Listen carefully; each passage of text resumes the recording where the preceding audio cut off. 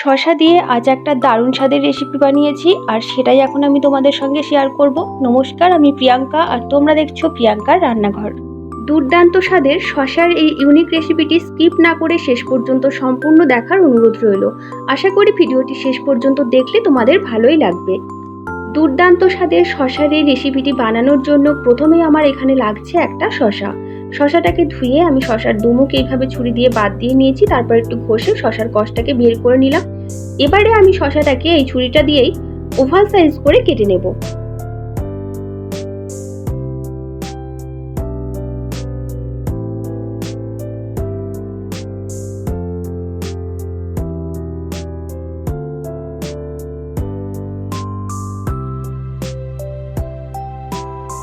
শসাটাকে আমি oval size করে কেটে নিয়েছি।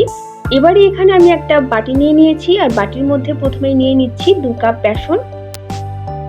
এবারে নিয়ে নিচ্ছি 2 টেবিল চামচ চালের গুঁড়ো, আর নেব হাফ চা চামচ বেকিং সোডা, হাফ চা চামচ ভাজা মশলা যার মধ্যে আছে ধনে জিরে শুকনো লঙ্কা, নিয়ে নেব 2 টেবিল চামচ তিল, সামান্য পরিমাণে কালো জিরে, সামান্য পরিমাণে জোয়ান, সামান্য পরিমাণে নেব মৌরি, হাফ টেবিল চামচ নেব বিট নুন, আর সব শেষে নিয়ে নেব আদা আর কাঁচা লঙ্কার একটা পেস্ট, যেটাকে কিন্তু একদমই মিহি পেস্ট করা যাবে না, চাইলে তোমরা হামাল দিস্তায় একটু থেতো করে নিতে পারো।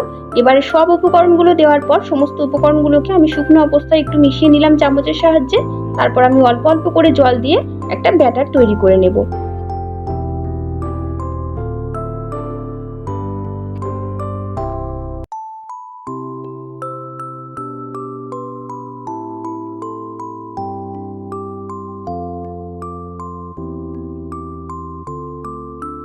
ব্যাটারটা রেডি হয়ে গেছে। এবারে তোমাদের দেখিয়ে দিই ব্যাটারের থিকনেসটা।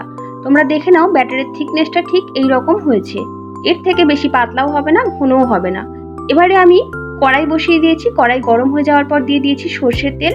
আর তেলটা যখন একটু গরম হয়ে যাবে তখন একটু তেল তুলে নিয়ে এই ব্যাটারের মধ্যে দিয়ে দেব, আর চামচের সাহায্যে খুব ভালো করে তেলটাকে আমি এই ব্যাটারের সঙ্গে মিশিয়ে নেব।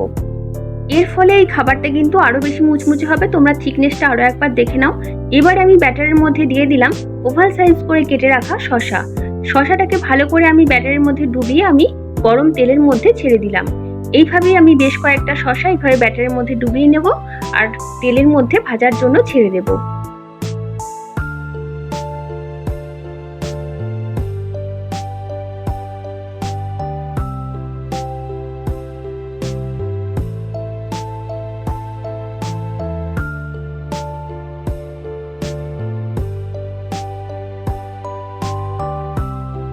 তেলের মধ্যে প্রথমেই আমি 4টে বড়া ভাজতে দিয়েছি।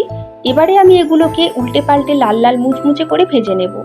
আরও একটা কথা বলে রাখি, তেলটাকে প্রথমে আমি ভালো করে গরম করে নিয়েছি, তারপরে গ্যাসের ফ্লেমটাকে মিডিয়ামে রেখে আমি এগুলোকে ভাজতে দিয়েছি। এগুলো ভাজার সময় কখনোই কিন্তু গ্যাসের ফ্লেমটাকে হাই করা যাবে না, তাহলে কিন্তু ওপরটা পুড়ে যাবে আর ভিতরটা কাঁচাই থেকে যাবে, তখন খেতে ভালো লাগবে না। আর মিডিয়ামে রেখেই কিন্তু আমি সব বড়াগুলোকে একইভাবে লাল লাল মুচমুচে করে ভেজে নিয়েছি। ব্যাটারটা বানানোর সময় আমি যেহেতু চালের গুঁড়ো ব্যবহার করেছি সেই কারণে তো এগুলো মুচমুচে হবেই। তাছাড়াও যে গরম তেলটাকে আমি তুলে ব্যাটারের মধ্যে মিশিয়ে নিয়েছি সেই জন্য কিন্তু আরো একটু বেশি মুচমুচে হবে। সবগুলো বড়াকেই আমি লাল লাল মুচমুচে করে ভেজে নেব, আর এগুলো ভেজে তুলে রাখার পর আমি একটা পাত্রের মধ্যে সার্ভ করে দেব। তখন তোমরা দেখেই বুঝতে পারবে যে কতটা সুন্দর দেখতে হয়েছে। এগুলোর মধ্যে তিল, মৌরি, জোয়ান, কালো জিরে সবকিছুরই ফ্লেভার পাবে। আর এগুলোকে আমি এখন প্লেটের মধ্যে সার্ভ করে দিচ্ছি। তোমরা দেখেই বুঝতে পারছো যে তিল, মৌরি, কালো জিরে সবকিছুই দেখা যাচ্ছে, জোয়ানটা দেখা যায়নি, কিন্তু ফ্লেভার তোমরা খাওয়ার সময় পাবে। আমি তোমাদেরকে ভালো করে একটা দেখিয়ে দিচ্ছি যে এর ভিতরে থাকা শসাটাও কিন্তু ভালো করেই সিদ্ধ হয়ে গেছে, সেটা তোমরা একবার দেখে নাও। গরম ভাতের সঙ্গে ডাল আর সঙ্গে এইরকম শসার মুচমুচে বড়া পেলে কিন্তু 1 প্লেট ভাত নিমেষেই উধাও। তবে শুধু ভাতের সঙ্গেই নয়, চায়ের সঙ্গেও কিন্তু এইরকম গরম গরম মুচমুচে শসার বড়া পেলে সন্ধ্যেটা একদম জমে যাবে। বর্ষাকাল তো প্রায় দোরগোড়ায়, আর বর্ষার আগেই আমি তোমাদের সঙ্গে এই রকম দুর্দান্ত স্বাদের একটা শসার রেসিপি শেয়ার করলাম। আশা করি তোমাদেরও এটা খুব ভালো লাগবে। বাড়িতে কিন্তু এই রেসিপিটা অবশ্যই একবার বানিও, আর এটা যদি বাড়িতে বানাও তাহলে এটা খেয়ে তোমাদের কেমন লাগলো সেটা কিন্তু কমেন্টে জানাতে একদমই ভুলো না। আজকের শসার এই ইউনিক রেসিপিটি তোমাদের ভালো লেগে থাকলে ভিডিওটি তোমরা তোমাদের কাছের বন্ধুদের সঙ্গে শেয়ার করে নিও। আমার সমস্ত সাবস্ক্রাইবার্স এবং ভিউয়ার্স বন্ধুদের জানাই অসংখ্য ধন্যবাদ। তোমাদের জন্য আমার তরফ থেকে রইল অনেক অনেক ভালোবাসা। তোমরা সবাই ভালো থেকো, সুস্থ থেকো। ফিরে আসবো নতুন কোনো দিন, নতুন কোনো ভিডিও সঙ্গে নিয়ে। আজকের মতো টাটা।